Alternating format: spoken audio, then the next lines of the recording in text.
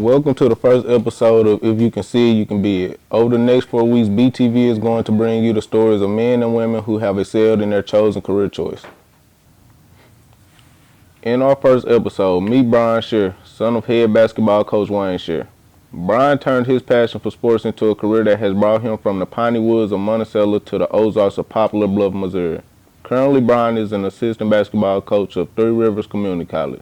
You could say he has come full circle considering he once played as a Raider. I actually came here out of high school and played 2 years. And then I finished up in South Alabama, playing, at a 4-year Division I school. So I played there 2 years following. And then, got my degree, got my bachelor's degree. And then I went over to Murray State as a graduate assistant. So I kind of worked there with the basketball team. And while working there, I got my master's and stuff. So I was coaching and doing different things. Many people think of success as climbing the corporate ladder or making six-figure salary. Brian's definitions of success is a little bit different. The biggest thing, success for me is being able to touch them and being able to help them move on to 4-year schools and get their degree and, get those calls from them and their mom and thanking me about, staying on them and, getting jobs and different things like that. Those are probably the most, I enjoy that part more than the wins and losses. Now, don't get me wrong, I like to win. Brian does have a life outside of basketball, but sports is more than just work for him. I like to travel. I watch a lot of sports. I like to travel, kind of explore different things, around the world when I get a chance. I'm a big foodie. I like to eat. I like to try to find the best spots and stuff, when I'm out traveling and stuff. So, that's probably my big thing, hanging with some of my, my boys and stuff like that. So, but yeah, traveling and getting around and being able to experience different things that, I haven't experienced before. And basketball has allowed him time to find more interesting places.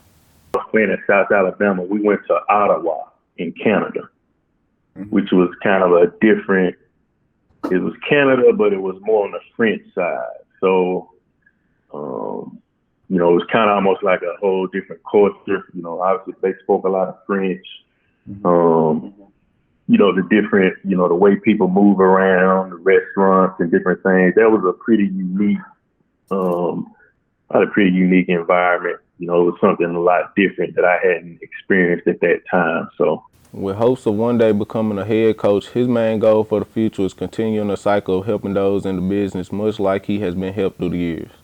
For me to get to this point, there's a lot of people that helped me to get to this point. So I think it's only right for me to pay it forward, when it's my time to get there to kind of help other guys, kind of move up and advance in the business and, kind of help them out and, with some of our players, some of the networks and stuff that we build, being able to help them get jobs and stuff. So it's important to continue to move that forward. You can't break the cycle with that. So, that would probably be my goal, being a head coach and continue to help as many people as I can. And if Brian could go back in time and give advice to his younger self? So you gotta, I guess it's a quote kind of I use a lot that you kind of gotta be comfortable being uncomfortable. If you get what I mean, and that means stepping out and trying new things and getting to know people in different backgrounds and different cultures and different things to kind of see how they, what makes them think, why do they believe these certain things and the way they move and stuff like that. So being comfortable with being uncomfortable would be a thing I would tell my younger self.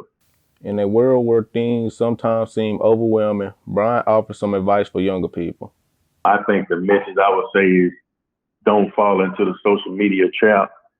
Continue to do your own research on different things and then form your own opinions and beliefs and different things about certain situations. I think we can tend to run with certain things if it's put out there on social media. It's like, oh, well, that's the truth and and that's not necessarily the case.